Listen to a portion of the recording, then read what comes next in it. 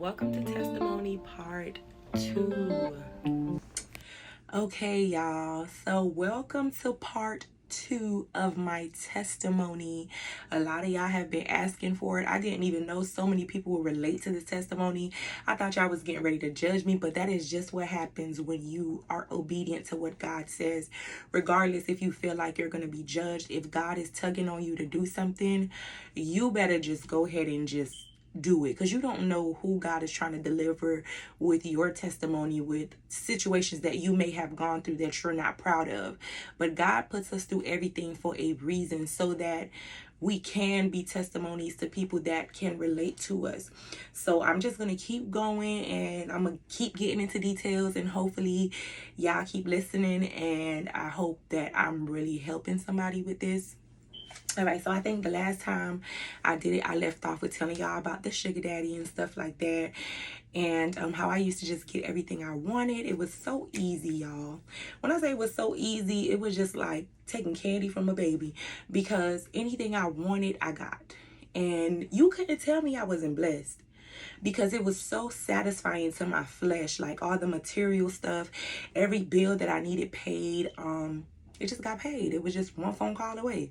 So I used to call myself blessed and highly favored. Like, you couldn't tell me I wasn't it. I wasn't popping. I wasn't God's favorite. Trust me. Playing with God, like playing with God. And this is just to show you how merciful God is, because God could have literally killed me in my tracks, but God put me through that process so that I may be a testimony, and so that I may tell y'all this story and how God delivered me from all of that, so that hopefully that could pull somebody else out that may be going through the same thing. So after years of dealing with this man and getting what I needed, living like that and whatever, at some point I had just ended up getting tired. It just wasn't satisfying anymore, and I feel like that was the point where God really started to draw me. You know what I'm saying? God had let me do my thing for a while, and now he needed me. So it was just it was almost like I just couldn't do it anymore. You know what I'm saying? It was a fight. I'm not even gonna lie to y'all and say it was easy. Like, I tried to leave for like 6-7 months. That thing had such a hold on me that I just couldn't let it go, because I couldn't see with my eyes and with my understanding how I was going to get by. I didn't have a career at the time. I was working like call center jobs and stuff like that, so that wasn't making me no money. I was now on my second kid. I had 2 kids. My mama ain't got no career, so all the bills was on me. So I just couldn't see, with all the bills that I had, I just couldn't see where that money was going to come from if this guy wasn't in the picture. Like, I couldn't see how I was going to survive without him. Mind y'all, this is what's playing in my mind, and the whole time I'm going to church every Sunday, hearing the word of God. Hearing it is going in one ear, not the other. Like, literally just sitting in the house, just a hearer, never was a doer of the word, never really tried to apply the word to my life. But I feel like when I started to really feel nasty, when I say I used to feel nasty, I used to literally feel like there was something just hovering over me all the time. And that's why soul ties, I don't know if y'all don't believe in soul ties, but those things are so real. I felt like there was just a heavy dark cloud, like, just following me everywhere, and I couldn't shake it. I'd just be in a bad mood for no reason. I used to be so mean to my kids, my mom. Like, I was just depressed and just angry all the time, because this thing was on me and I did not know how to get it off. So this was in 2021. I went to church. And no, not 2021. I'm sorry. This was 2020. Going into 2020. I went to church, and it was like all the signs of me wanting to stop this. I just knew in my heart that God had something bigger for me. I just had to learn how to really trust him. You know what I'm saying? So I went to church, New Year's 2020. And I said, God, I'm going to stop doing this thing. I'm going to sacrifice my flesh. I'm going to kill my flesh, and I want to stop doing this. And I said, God, if you be real, these were my exact words. I said, God, if you be real, these are my exact words. I said, God, if you be real, when I decide to stop doing this, you won't let me suffer. I said, but if I have to live under a bridge with my kids, I cannot do this another day. Y'all, I had got to that point. And it was like before that, I'm not even going to skip over it. Like it was easy to just walk away from it. I had been trying to stop doing this for like 6-7 months before I stopped.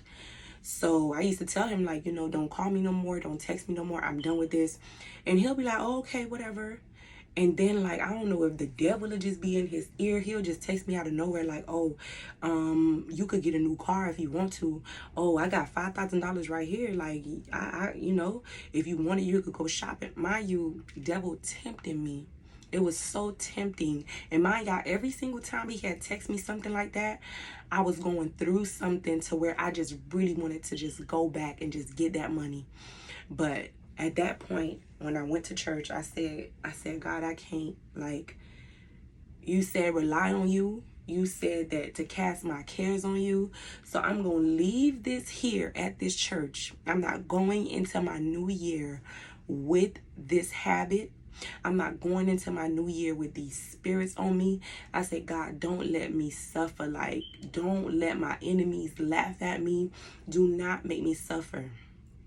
And I promise y'all, when I left that situation, when I made up in my mind and in my heart, and I had made up so many times before, but it wasn't real.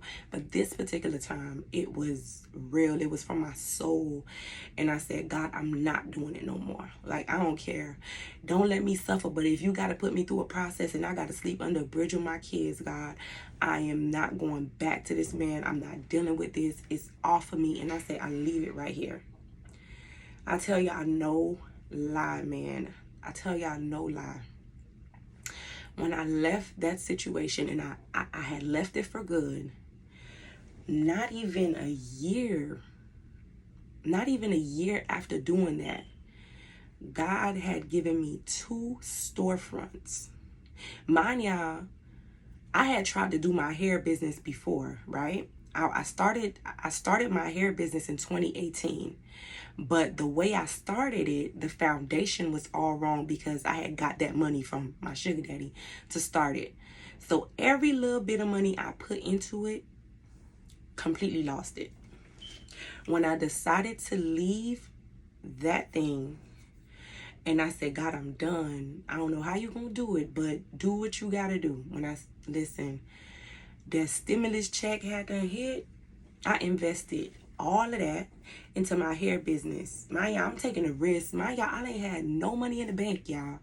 And I think I had like $2,200 or something like that from the stimulus. And I said, God, I'm finna invest this. I invested it into my business. It couldn't have been like 4 months down the line of me getting that stimulus check that God had given me my very first storefront. I opened my boutique. And I didn't tell nobody. I didn't even tell my mama. Only me and my now husband, because at that time he wasn't my husband yet. And this is God just working everything out. He was my realtor at the time. He wasn't even my husband yet. I had met him on Instagram.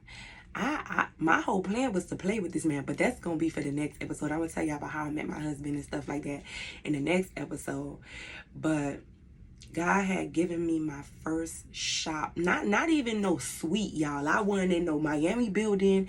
I wasn't in nobody building. I had a whole storefront. Big as hell. I forgot the square footage. I think it was like 1850 or something like that. Huge place. I had my first boutique and business was booming, y'all. With my boutique and my hair, I probably was bringing in like $35K a month on a bad month. And God had literally taken care of me, like, when I decided to let that go. And when I tell y'all everything else after that just was falling into place from nursing school. I was going to nursing school, managing my business, and then after opening my first storefront, a year after that, I think it was like close to a year after that, I had gotten my second storefront. God gave me 2 storefronts. I had my hair business and my boutique all in the same plaza. You cannot tell me that God isn't real. You cannot tell me that this man isn't a provider. You just can't tell me that.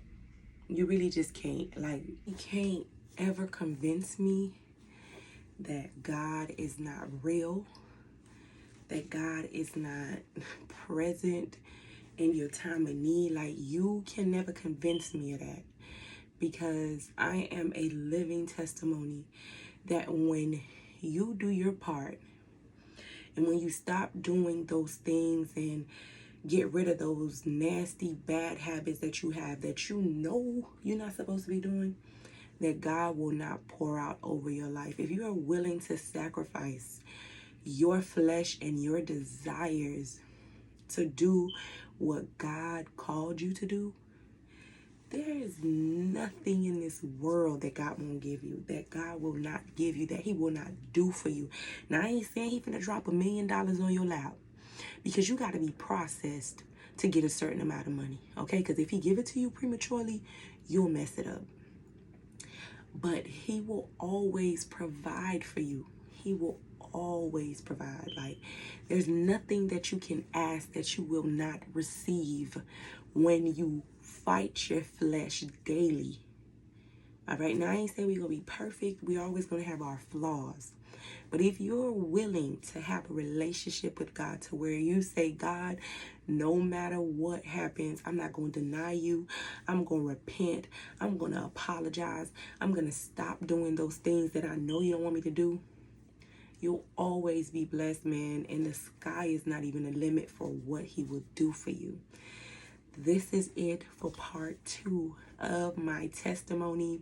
On the next episode, I'm going to tell y'all how I met my husband, the process with that, how I almost messed it up and didn't even get married. Like, stay tuned. Part 3 coming up. Thank y'all so much for watching. Stay tuned for the next episode. It will be coming out soon, probably in the next couple days. Thank you for watching. Please subscribe to my channel. I thank you very, very much.